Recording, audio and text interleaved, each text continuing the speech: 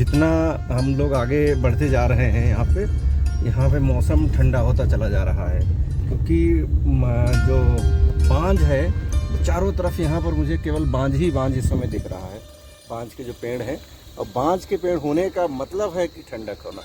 जैसे ही ये सब चीज़ें देख रहे हैं चारों तरफ जितने भी, हमारी यात्रा अब अंत की ओर थी और हम लोग धीरे धीरे भीमताल वाली रोड पकड़ चुके थे और जहाँ से हम लोग को वापस बरेली आना था। तो पिथौरागढ़ से लौटने के दौरान हमने पहाड़ों की उस अनछुई खूबसूरती को देखने का निर्णय लिया था जो गंगोली घाट से डोल आश्रम तक के रास्ते में बिखरी हुई थी। महेश जी, सैफ भाई और अनूप जी की सहमति से हमने इस रास्ते का चुनाव किया था, जो थोड़ा संकरा तो था लेकिन प्रकृति के नज़ारों से इतना समृद्ध था कि पूछिए मत। यहाँ शहर का विकास जो था, ये जो सड़क अपने विकसित रूप में नहीं पहुँची थी, इसलिए ये प्रकृति बची हुई थी। तो जैसे ही हम पहाड़ों के बीच में बढ़े, देवदार और बांझ के वृक्षों ने हमारा स्वागत किया। चारों ओर देवदार के वृक्ष था, पतली सड़की थी, ऊंचाई से दिखते घाटी के नज़ारे और खूब बहती हुई ठंडी हवा थी। बहुत सारे जगहों पर हमारे सड़क के साथ साथ जो थी वो नदी भी पड़ी, और जहां हम लोगों ने थोड़ा सा रुके, फोटोग्राफी की, और ये सारी चीज़ें करते हुए इस पूरे क्षेत्र को अपने मूल रूप में देखते हुए हम लोग आगे बढ़ रहे थे। और ठीक धीरे धीरे इसी तरीके से हम लोग करीब 2 बजे दोपहर के आसपास डोल आश्रम की सरहद में पहुंचते हैं। तो कई छोटे छोटे पड़ावों पर रुकते हम आखिरकार डोल आश्रम के भव्य द्वार में पहुँचे। डोल आश्रम उत्तराखंड के चंपावत जिले के शहर फाटक क्षेत्र में स्थित है और ये अपनी आध्यात्मिक शांति, वास्तुशिल्पीय भव्यता और प्रकृति के अद्वितीय मेल के लिए प्रसिद्ध है। आश्रम का इतिहास और आध्यात्मिक महत्व अनूठा है।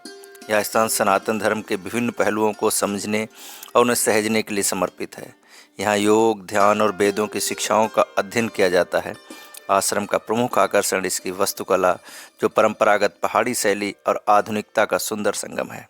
हमें यहाँ पर बहुत सारे बच्चे भी मिले जो यहाँ पर अध्ययनरत थे।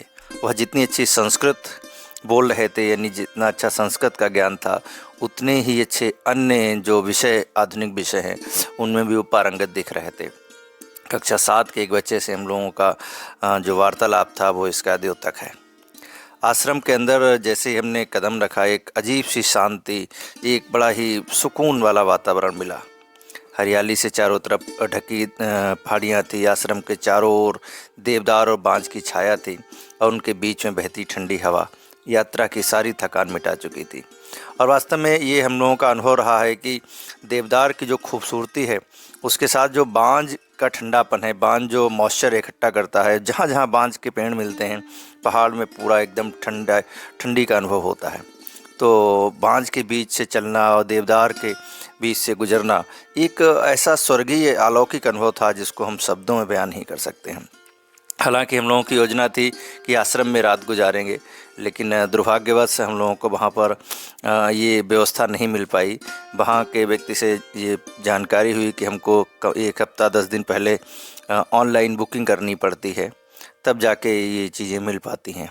तो हम लोग वहाँ से आगे बढ़ते हुए और शहर फाटक के ही पास एक होटल था, देवगंगा होटल, तो वहाँ पर हम लोग रुके। तो वास्तव में ये डोल आश्रम का जो सफ़र था वो हमारे लिए सही पूछे तो किसी वरदान से कम नहीं था।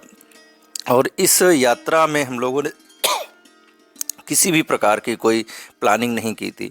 बस ये सोच के चले गए थे कि हम लोग प्रचलित जगहों पर ना जाकर केवल नई सड़कों पे से गुजरेंगे और देखते हैं कहाँ तक पहुँचते हैं। गूगल भाई साहब की मदद से हम लोग इन रास्तों से होते हुए गुजरे। थोड़ा सा मुश्किल ज़रूर था, एडवेंचर ज़रूर था, लेकिन हाँ, जो अनुभव इस यात्रा ने दिए वो शायद हम लोगों की पिछली बहुत सारी यात्राओं में वैसे अनुभव नहीं हुए थे। तो ये बड़ा ही सुखद और बड़ा ही अच्छा अनुभव था।